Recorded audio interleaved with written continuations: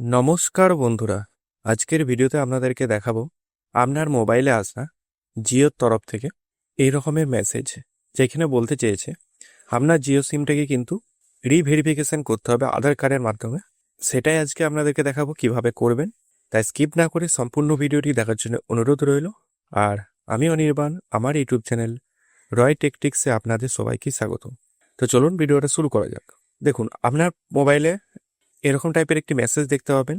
যদি মেসেজ এসেও থাকে, যদি না আসে তাহলেও ভবিষ্যতে আসবে, যদি আগেও এসে থাকে সেটা একবার দেখে নেবেন এসছে কিনা। এটা কিন্তু বাধ্যতামূলক করতেই হবে। তো কিভাবে করবেন সেটি আজকে ভিডিওতে দেখাবো।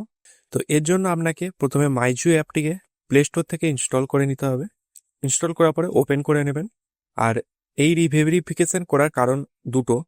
প্রথম কারণ, এক, যে সিমগুলি বন্ধ হয়ে গেছে সেইগুলি পার্মানেন্টলিভাবে ক্লোজ হয়ে যাবে সেই সিমগুলো, এবং যাদের চালু আছে সেই সিমগুলোকে আবার রিভেরিফিকেশন করলে বোঝা যাবে যে সিমগুলো কতগুলো চালু আছে।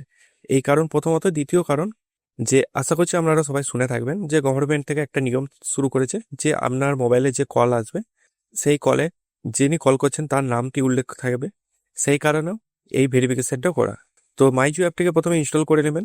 তারপরে এখানে আপনার মোবাইল নাম্বারটা বসিয়ে জেনারেট ওটিপি এই অপশানে ক্লিক করবেন। তারপর ওটিপিটি বসিয়ে অ্যাকাউন্টটাকে লগ ইন করে নেবেন। তারপর দেখতে পাচ্ছেন প্রসিড অপশানে শো হচ্ছে, এটাকে প্রসিড অপশানে ক্লিক করবেন। করার পরে লোকেশনটাকে আপনারা অ্যালাউ করে নেবেন। তারপর আবার অ্যালাউ অপশানে ক্লিক করবেন।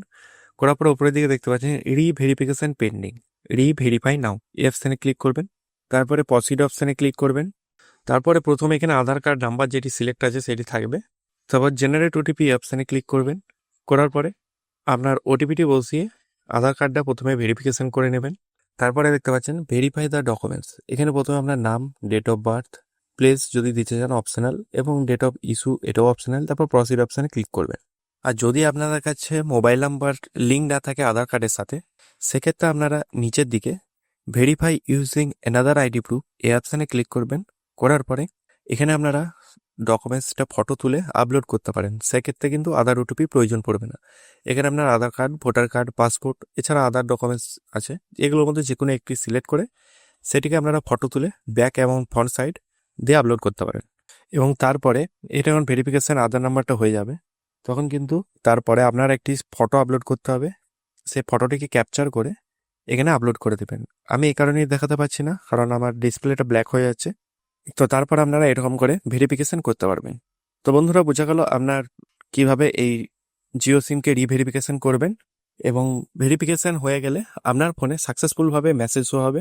তো বন্ধুরা, আজকে এই পর্যন্ত। যদি ভিডিওটা ভালো লাগে অবশ্যই একটা লাইক করবেন, এবং চ্যানেলে নতুন হয়ে থাকলে চ্যানেলটিকে সাবস্ক্রাইব করে পাশে থাকা বেল আইকনটি প্রেস করে দেবেন নতুনত্ব ভিডিও পাওয়ার জন্য। জয় হিন্দ, বন্দে মাতরম।